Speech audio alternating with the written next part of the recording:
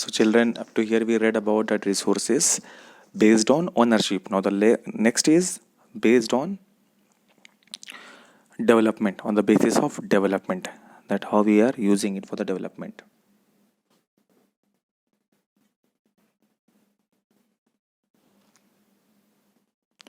So, we have the resources, potential resource. Potential resources are found in a region which have not been utilized. Examples: wind and solar energy developed potential in the states of Gujarat and Rajasthan. ये वो resources हैं जो किसी भी reason में पाई तो जाती हैं लेकिन उनका भी डेवलपमेंट नहीं हुआ है. वो रिसोर्सेज होती हैं potential resource. Second is developed resource. Developed resources are resources that have been surveyed and determined the utilization. For utilization, both qualitatively and quantitatively, the development of resources depends on technology and the level of their feasibility. ये वो resources हैं जो सर्वे की गई हैं जिनका utilisation दोनों तरीके से पाया गया है, क्वालिटेटिवली और क्वांटिटेटिवली. मतलब कितनी कितनी क्वांटिटी है और इसकी क्वालिटी क्या है. सो ये वो रिसोर्सेज हैं, ऐसे रिसोर्स को बोलते हैं हम डेवलप्ड रिसोर्स.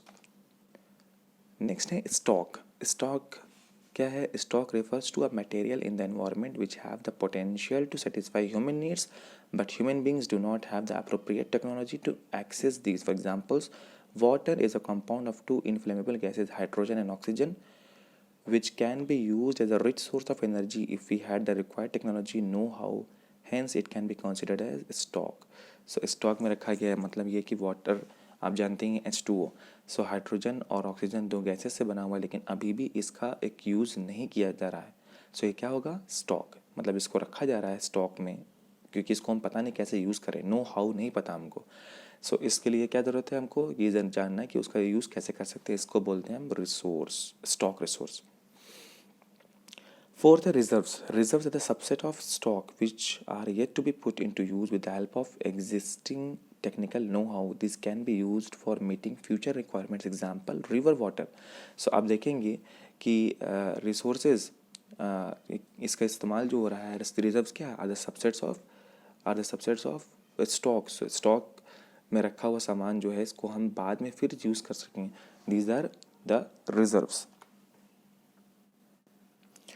अब प्रॉब्लम ये होती है कि रिसोर्सेज हम यूज़ कर रहे हैं लेकिन उसको हम ओवर यूज़ कर देंगे तो वो क्या होगी? वो एंड हो जाएगी. So problems created by indiscriminate use of resource by man. So हम ह्यूमन बीइंग ने क्या किया है कि रिसोर्स को इतना ज़्यादा यूज़ कर दिए हैं कि वो क्या हो गई हैं? ख़त्म हो गई हैं. So many resources got depleted. Example forest. आप देखिएगा फॉरेस्ट कवर कितना ज़्यादा ख़त्म हो गया है. Resources got accumulated in the hands of few people. The society is divided into rich and poor. Resources क्या है? किसी किसी के हाथ में, जो अमीर हैं उनके हाथ में बहुत रिसोर्सेज है, जो गरीब उनके हाथ में कुछ नहीं है रिसोर्स में. Third is the global warming. Ozone layer depletion, environmental degradation are other problems. These are created by human being for what? For their own consumption. For that we need to conserve the resources, and that is what? Sustainable development. So the economic development which does not damage the environment at the same time take care of the needs of future generation is called sustainable development. ऐसे resources, ऐसे development जिसको हम आज use करके कल के लिए stock में रख सकें, ऐसे रिसोर्सेज को बोलते हैं, ऐसे डेवलपमेंट को बोलते हैं sustainable development. For that we need to plan. What? Resource planning. Resource planning is a technique और skill of proper utilization of resources. किसी भी, अगर हम अपने घर का एग्जांपल ले लें या कोई भी ऐसी चीज़ जिसके पता हमको क्वांटिटी कम है, तो हम क्या करते हैं? उसको एक प्लान्ड वे में चलाते हैं ताकि इसको हम अभी यूज़ कर सकें और बाद में भी इसको चला सकें.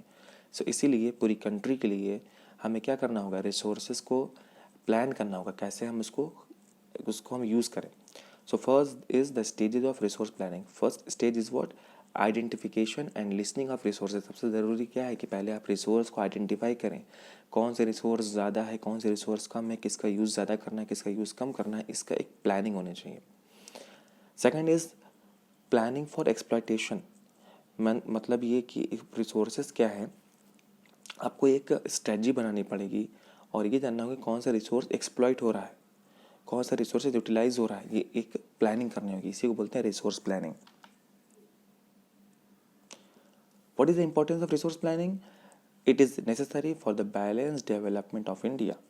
Some regions of India are rich in certain resources and poor in some other resources. Example, Rajasthan is poor in water resource but rich in solar and wind energy.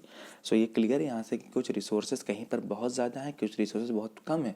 सो ऐसे रिसोर्सेज को क्या करना होगा, हमको एक स्ट्रेटजी बनानी पड़ेगी, कौन से रिसोर्स ज़्यादा है, कौन से रिसोर्स कम. सेकंड है, some regions are self sufficient while other regions are very poor in important resources. Example, Madhya Pradesh is rich in many resources but Ladakh is poor in resources. आप देखिए एग्जाम्पल, एक इंडिया में एक स्टेट के पास रिसोर्सेज भरी पड़ी हैं, एक स्टेट में रिसोर्सेज है ही नहीं. Third is wastage of resources can be avoided by planning. अगर हम देखते हैं कि रिसोर्सेज को हम अगर प्लान कर लें तो वो रिसोर्स वेस्ट नहीं होगा. Fourth is environmental pollution can be reduced. Environmental pollution, so आप देख रहे हैं कि एयर पॉल्यूशन है, नॉइज़ पॉल्यूशन है, विंड पॉल्यूशन, कितने ज़्यादा पॉल्यूशन है तो उसको हम कंट्रोल कर सकते हैं. Over exploitation of resources can be avoided. आप किसी भी रिसोर्स को ओवर एक्सप्लॉयट करने से बच सकते हैं with the help of resource planning. So these are the resource planning.